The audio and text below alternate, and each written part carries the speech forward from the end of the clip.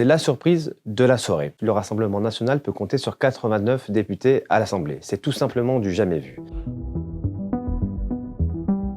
La dernière fois que le parti d'extrême droite avait obtenu un groupe au Palais Bourbon, c'était après les élections législatives de 1986. Asseyons-nous, mes chers collègues, asseyons-nous. Mais il s'agissait à l'époque d'une proportionnelle intégrale, qui favorise l'extrême droite parce qu'il n'y a pas l'effet barrage que l'on observe avec le scrutin majoritaire. Le Parti socialiste ne représente désormais plus dans ce pays que 3 Français sur 10. Ce plafond de verre qui tenait éloigné le RN des institutions a littéralement explosé. Et le fameux front républicain, qui empêchait des candidats RN d'accéder en nombre au Palais Bourbon, a disparu. Ce qui constitue une totale remise en cause du jeu partisan habituel et fait entrer le RN dans une nouvelle dimension, celle des partis qui tutoient le pouvoir.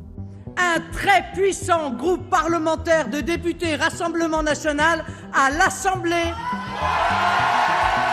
qui devient ainsi un peu plus national.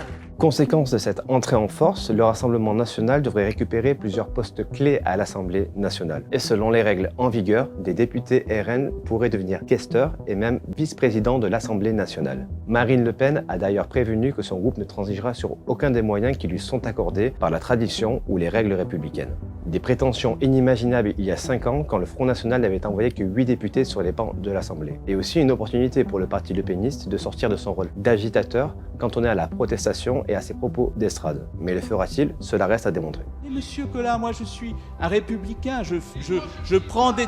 vous êtes un gouailleur. Autre enseignement, la croissance de la toile RN sur la carte électorale. Non seulement le parti de Marine Le Pen a confirmé dans ses fiefs et dans les zones où le vote d'extrême droite est fort, mais il a aussi conquis des territoires qui lui étaient jusque-là interdits. Exemple en Nouvelle-Aquitaine où 6 députés RN ont été élus. 4 départements ont d'ailleurs été conquis entièrement par des députés RN, la Haute-Marne, la Haute-Saône, l'Aude et les Pyrénées-Orientales. Autant de points d'appui sur lesquels le Rassemblement national pourra compter dans l'avenir.